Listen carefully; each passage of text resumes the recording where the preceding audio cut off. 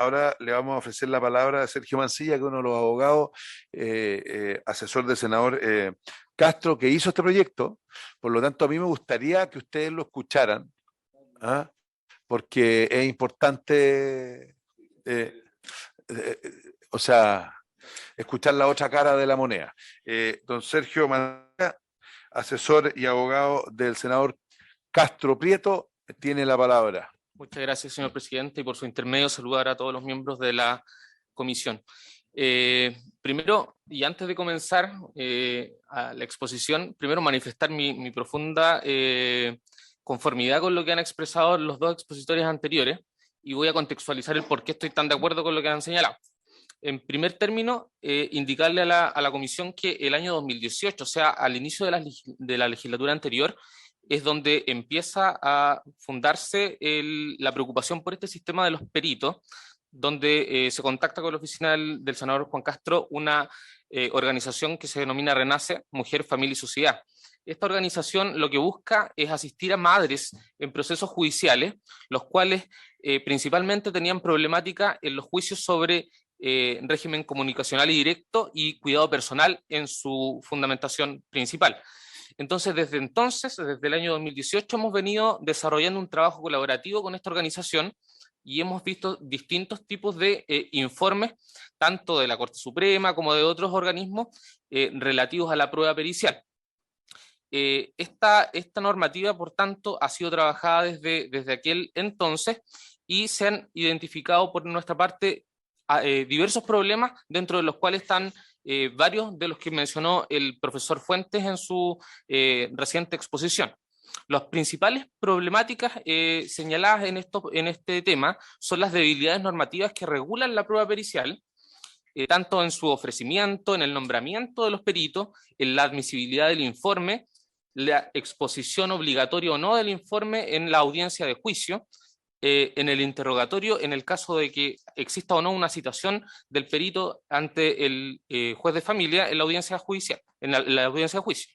Y lo anterior influye principalmente en lo que importa en estos procedimientos, que es la valoración y en la influencia de los dispositivos del fallo, que en materias de familia, como ya se ha mencionado, se rigen por las normas de la sana crítica. Entonces, las posibilidades en este sentido del error judicial que nosotros vimos han tenido distintas variables que lo ha recogido en su aspecto y con las diferencias que lo caracterizan en su indagatoria, la Defensoría Penal Pública, en el ámbito obviamente criminal, el tema de los peritajes psicológicos que establecen certeza o conclusiones sin ninguna base científica. En segundo término, peritajes criminalísticos, en ese caso, que establecen conclusiones sin estudios clínicos o sin posible comprobación de lo que señalan. Y finalmente, la omisión o no de ciertos protocolos o procedimientos que se omiten para fundar lo conclusivo del informe de los peritos. Pero ¿cuál es el problema fundamental y por qué nosotros nos basamos principalmente en materias de familia para la presentación de este proyecto que actualmente se encuentra fusionado con el de los curadores? En materia de familia, debido a la alta demanda de esta prueba, que es una prueba que tiene unas características bastante particulares y es bastante, también comparto en aquello con lo que dijo el profesor Fuentes, de que es de una índole tan importante que requiere cierta regulación, en donde se puede solicitar por parte de los intervinientes, de las partes del juicio, pero también puede ser solicitada por parte del juez en estos procedimientos. Y en el sistema público se ha visto sobrepasado, y lo hemos visto en varios también, inclusive reportajes de la televisión, donde se ha recurrido con frecuencia al peritaje privado. Y en ese punto, el peritaje privado es donde la alerta se manifestó en esta ONG, que fue la que nos ha dado este insumo para la presentación de este proyecto. En este sentido, el mercado se ha incorporado en este tema y ha generado una cierta regulación en donde el cliente, dependiendo de lo que va a pagar o las tarifas que van a cobrar ciertos peritos, estos elaboran ciertos informes adecuados a lo que el cliente le va a pagar y no necesariamente a aquello de lo que va a informar de manera objetiva para el caso en concreto. CIPER en el año 2016, sin lugar a dudas, realiza una investigación en este sentido sobre la debilidad y la permeabilidad del sistema y identifica ciertas falsificaciones de antecedentes académicos, malas prácticas, entre otros temas de peritaje psicológico en materias de familia. Y por último, en la norma, lo que se busca finalmente, y lo que nos dimos cuenta en esta investigación, es que se puede interrogar al perito para determinar su conocimiento y idoneidad, pero finalmente, tal como lo señalaban los expositores anteriores, va a depender del criterio del juez. Lo mismo pasa, aunque no es del caso de esta exposición respecto del tema de los peritajes, de lo que va de querer el juez en el caso particular, si exonó más al niño, en este caso, dependiendo del juez, cita o no cita, o importa o no importa, dependiendo de la parte, si a la audiencia de juicio para permitir esta claridad en cuanto a la forma, la metodología de elaboración del informe que se presenta. ¿Cuáles son las preocupaciones, por tanto, que nosotros vimos en este punto? Es que se han incorporado ciertas deducciones en estos peritajes, sobre todo en los juicios sobre el cuidado personal, que generalmente mencionan el síndrome de alienación parental, que a lo largo de varios países ha tenido un altibajo, donde fue utilizado durante mucho tiempo, mencionado en varias oportunidades, en cuanto al sentimiento que le consultaban al niño, el perito le consultaba al niño y adolescente, en cuanto a con qué padre se quería quedar, y esto podía ser muy manipulable en cierto caso. Y finalmente, una de las cosas que alegaba mucho la organización que nos dio el insumo para la elaboración de este proyecto, es que finalmente mucho peritaje copiado y reiterado en diversos juicios mencionaba este síndrome de alienación parental para efecto de determinar finalmente quién iba a ser el padre respecto al niño, tenía más apego, y todo esto ligado al monto del pago que le estaba realizando, la parte que presentaba el perito. Es por eso que, en definitiva, nosotros señalamos que debiese avanzarse en ese aspecto. En otro aspecto, respecto a la responsabilidad de los peritos, también buscamos avanzar en el proyecto, y ahí muchos de los expositores mencionarán que esto no se ve muy plasmado, al igual que lo que señala el informe que ya recibimos de la Corte Suprema, respecto al estudio que realizaron del proyecto presentado. Y en este punto, en sistemas comparados como Francia o Estados Unidos, existe un mecanismo jurídico sobre reclamación por la responsabilidad penal o civil respecto de el perito para efectos de el resultado de su informe o su pericia. Y ya ustedes con eso bien, no voy a reiterar respecto a las materias que regula el proyecto que se fusionó, ¿no es cierto?, en los 3 artículos que se presentó. Entonces, ¿por qué parece tener este proyecto mayor intención de lo que se plasma en el proyecto? Bueno, la respuesta es muy fácil. Se ha elaborado un proyecto de ley bastante más extenso de lo presentado, pero varias de aquellas normativas, como la incorporación de un registro, como la obligatoriedad de ciertas cosas, se insertan en el artículo 65 de la Constitución. Son normas que son de iniciativa exclusiva del presidente de la República. Entonces, en el lapso de tiempo de 2018 a la fecha, hemos estado en contacto en el gobierno anterior con el ministro Larraín en Justicia, quienes pudimos avanzar en ciertos aspectos en la elaboración y el patrocinio de ciertas normas que pudieran ser patrocinadas por el Ejecutivo para poder ser incorporadas en este proyecto de ley.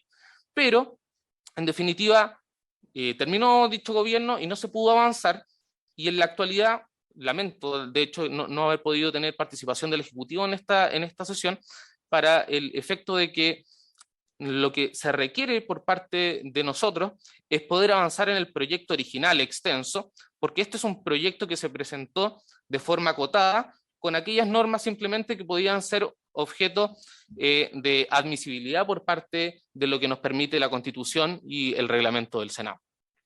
En ese ámbito de cosas, rescatar todo lo que se ha recogido por parte de los expositores anteriores en esta sesión, y también de lo que señala tanto el informe de la Corte Suprema como de las exposiciones del Ministerio de Justicia como de la Defensoría, de la Subsecretaria de la Niñez, Y en ese punto destaco finalmente en el párrafo final del informe de la Corte Suprema la prevención que realizó el ministro Muñoz en cuanto a no participar de todo lo que señaló ese informe de la Corte Suprema por parecerle inapropiado el lenguaje y porque al parecer el ministro Muñoz se dio cuenta de que en general el proyecto se había presentado de una forma acotada, dado estas imposibilidades que nos impone la Constitución para aquellas normas que son de iniciativa exclusiva del presidente de la República, y por tanto él propone a esta comisión que de todas maneras se busque la idea de perfeccionar la legislación en materia pericial, revisar la normativa, revisar los procedimientos de ofrecimiento de parte,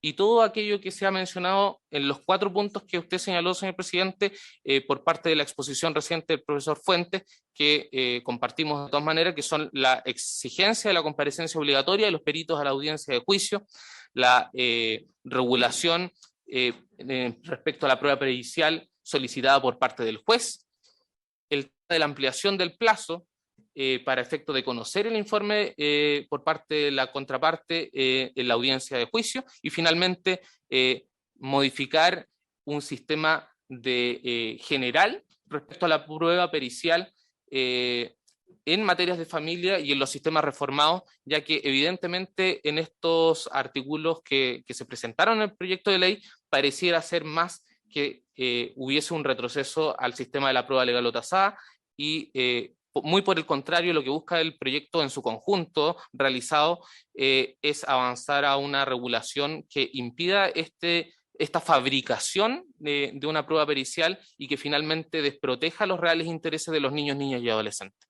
Es cuanto puedo señalar, señor presidente. Muchas gracias. Muchas gracias. Espero que eso se arregle. El senador Castro pidió la palabra y con eso, y Claudio, el senador Castro. Sí, gracias, presidente.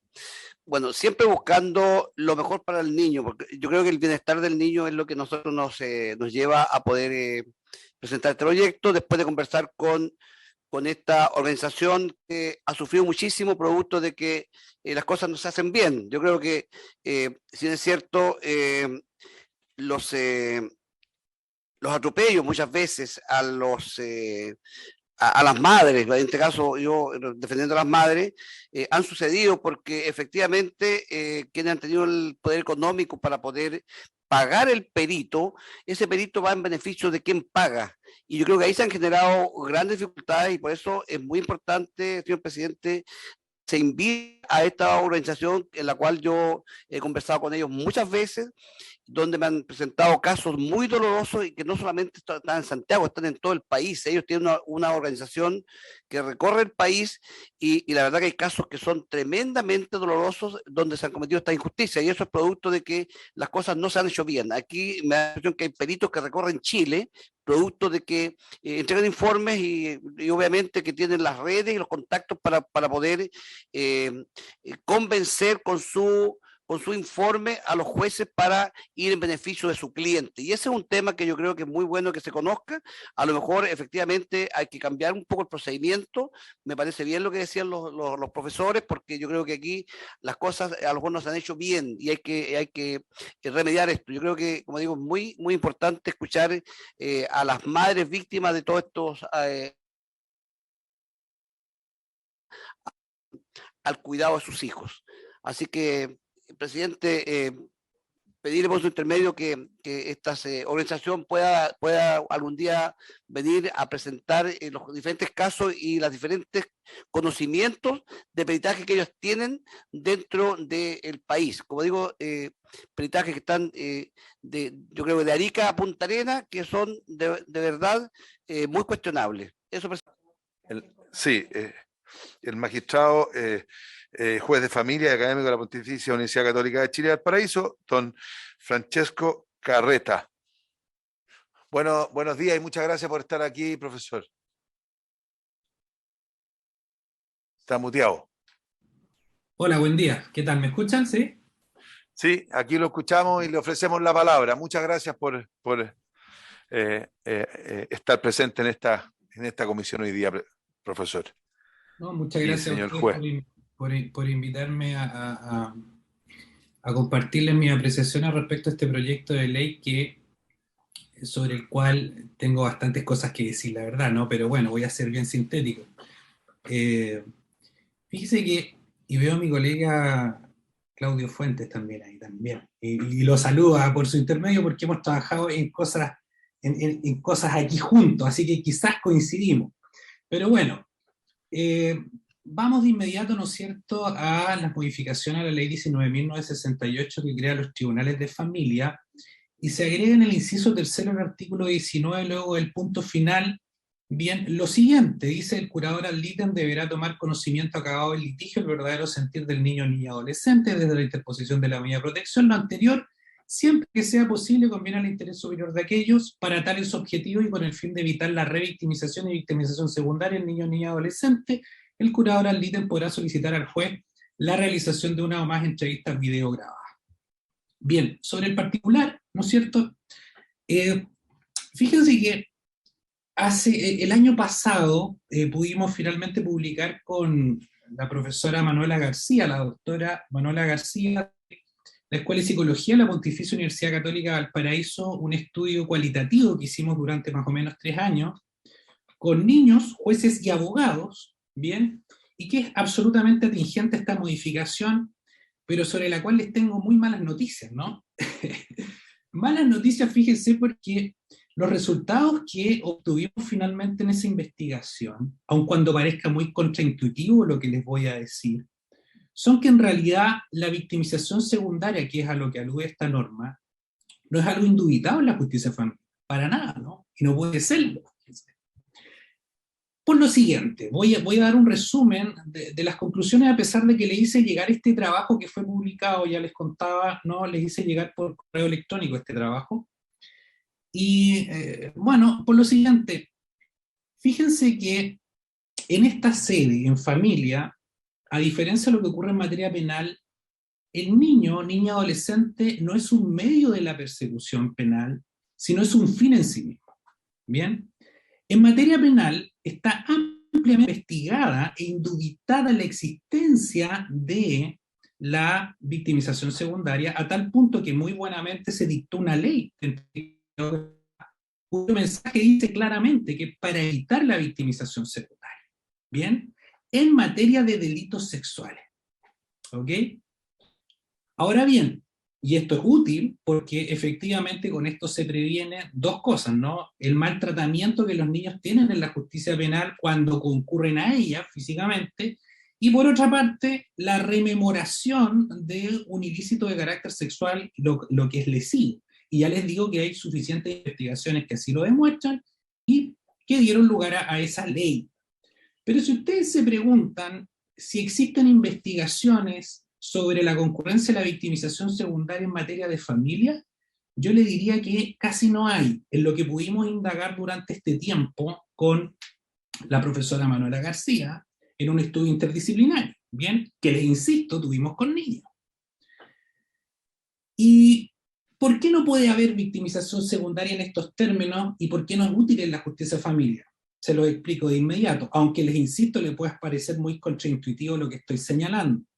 Bueno, el niño cuando concurre a la justicia de familia, primero, el 95% de las veces no va por un atentado sexual, e incluso si lo va, lo que menos nosotros le vamos a preguntar en esta sede es sobre el atentado sexual. El niño en la justicia de familia no es un fin en sí mismo, sino un medio. Perdón. Es un medio como en la justicia penal para la persecución penal, para el éxito de la persecución penal, sino que es un fin. Y por lo tanto, todas las consultas que nosotros niños le hacemos en la justicia de familia van relacionadas con todos sus intereses, no solamente el que los trae a la audiencia. Si un niño va, por ejemplo, por una causa de relación directa, regular o cuidado personal, nosotros le terminamos preguntando cómo le va en el colegio al niño. Y de eso, ¿no es cierto?, podemos abrir otras causas. Porque en realidad, más allá del problema en particular que lo trae a la justicia, nos interesa, bien, el bienestar general del niño. No ocurre eso en la justicia penal. La justicia penal, el niño va, ¿cierto?, como un medio para que finalmente el inculpado sea declarado culpable o inocente, es decir, para los fines de la persecución penal. Pero escasamente a un niño se le van a preguntar otras circunstancias o características o problemas que le rodean en la justicia penal.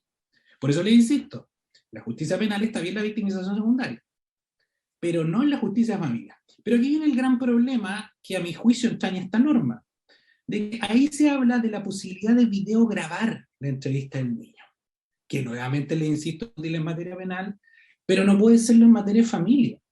¿Y por qué, se preguntan ustedes? Porque así encapsulamos de alguna manera lo que el niño va a decir. Y a diferencia de lo que ocurre en materia penal, las causas, circunstancias que rodean lo que al niño lo trajo a la justicia de familia cambian, incluso durante el periodo en que el niño está siendo conocido por algún procedimiento de la justicia de familia. Es decir, en el transcurso del procedimiento de una causa, supónganse ustedes proteccional, que puede durar 6 meses, las causas y efectos que nosotros analizamos al inicio del procedimiento van variando, y eso ¿qué hace? Hace necesario que volvamos a entrevistar al niño todas las veces que sea necesario. Y no solo entrevistar al niño todas las veces que sea necesario, si nosotros encapsulamos nuevamente en una entrevista video grabada, usted también va a coartar el deber de dirección material que tiene el juez respecto al proceso.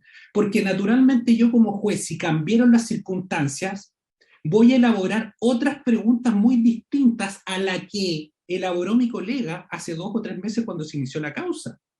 Entonces, si ustedes me dicen, bueno, entonces usted escuche lo que el niño dijo, bueno, yo probablemente voy a decir sí, pero a mi colega, porque no tenía conocimiento de esa fecha, le faltó preguntar esto. Y aquí viene el gran problema. Porque fíjense que si ya le estoy diciendo que la victimización secundaria no es una cuestión indubitable de la justicia de familia, entonces la señal que le estoy dando a los magistrados con esta norma es que sí existe.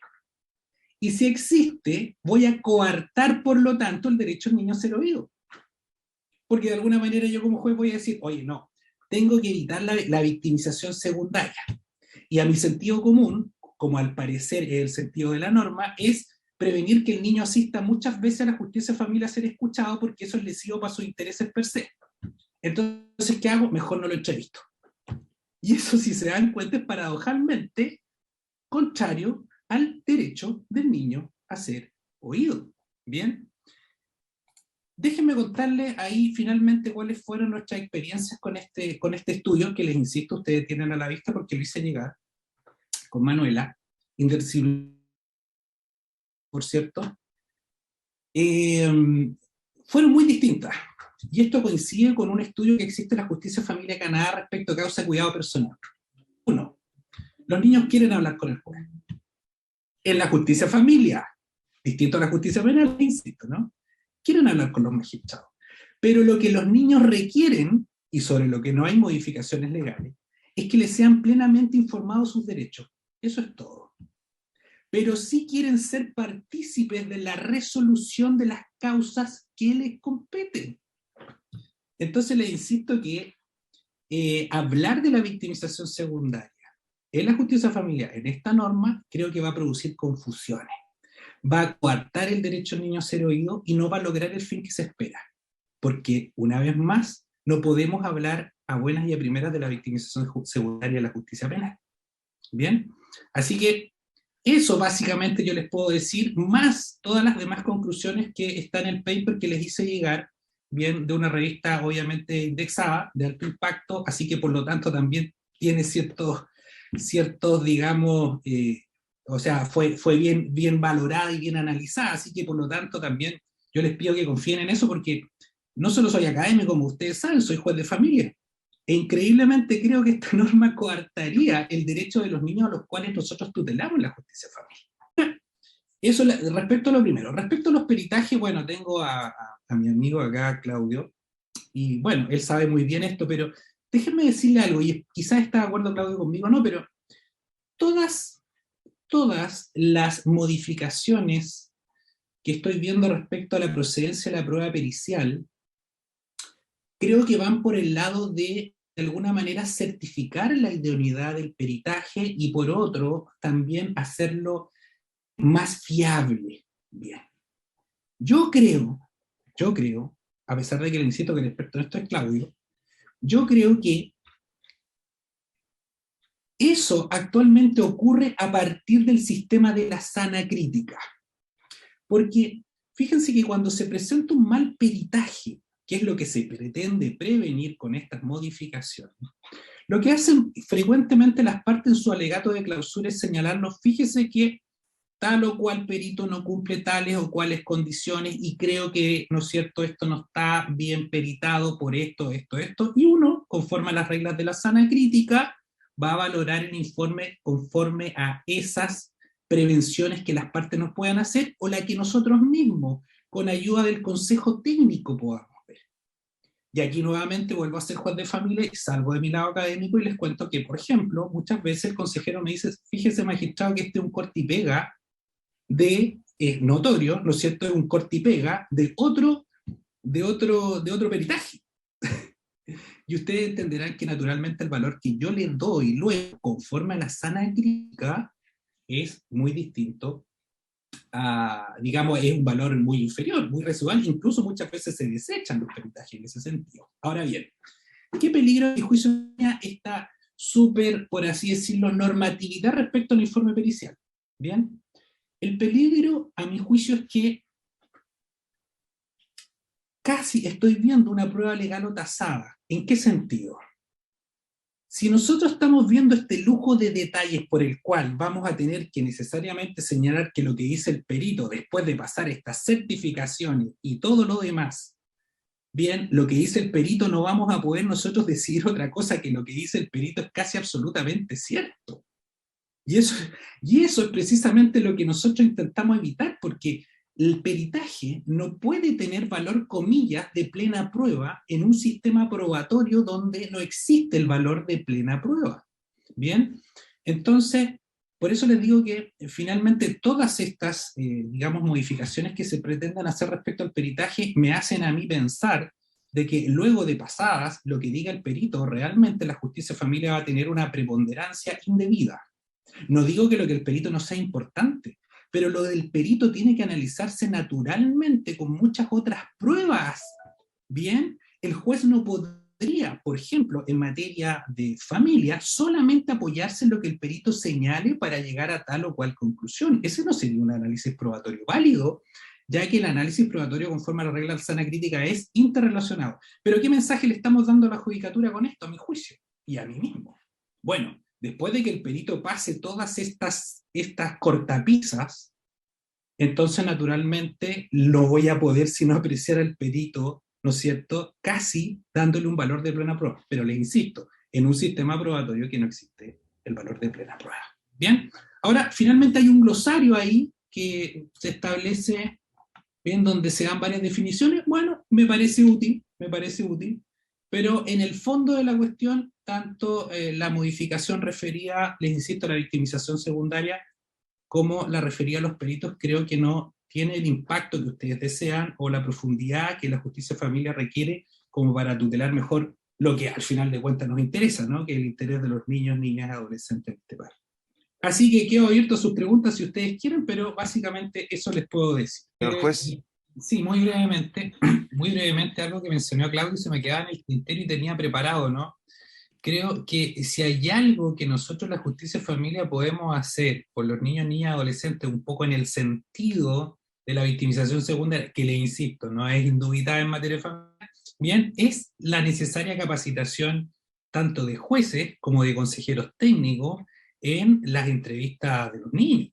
Porque fíjense ustedes, y esto es muy grave, ¿no? Bueno, y Claudio también escribió sobre esto hace un tiempo atrás. Las entrevistas de los niños en la justicia de familia es un escenario sin control, voy a usar sus propias palabras, es una caja negra. Es decir, nadie sabe cómo el juez entrevista a los niños, a los niños, ni tampoco cómo los consejeros técnicos lo hacen. Ahora bien, yo llevo 15 años, un poco más en la judicatura de familia, y no he tenido más que una capacitación de 2 horas hace 7 años de cómo entrevistar a los niños. Tampoco los consejeros técnicos tienen una capacitación permanente, escalonada, como ocurre en otros países, para una labor tan importante como esta. Por lo tanto, si ustedes me preguntan cómo entrevisto yo a los niños, o cómo los consejeros entrevistan a los niños, les diré que como buenamente nosotros creemos que lo estamos haciendo. Porque no podemos confrontarnos a un protocolo uniforme de entrevistas que ustedes y a los niños y a los padres de los niños y a los justiciables, por lo menos si no van a saber nada de la entrevista, le pudiese dar cierta confianza que al menos se está haciendo bien el trabajo ahí. Por eso que, y eso me faltaba, creo que si voy a poner un punto extra, así como también lo pudo hacer Claudio, voy a poner este punto, ¿no?, de la necesaria capacitación de los jueces en materia de entrevistas a los niños, en materia de familia, pero no así la videograbación ni la encapsulación de las entrevistas, porque les insisto que es muy perjudicial. En cuanto a los peritajes, veo, ¿no es cierto?, con el abogado señor Mancilla también parece que estamos todos de acuerdo, incluso con Claudio. Bien, así que, pero en esas materias yo entiendo que Claudio tiene una gran expertise, así que eso les puedo decir, y muchas gracias por la invitación. Eso es todo.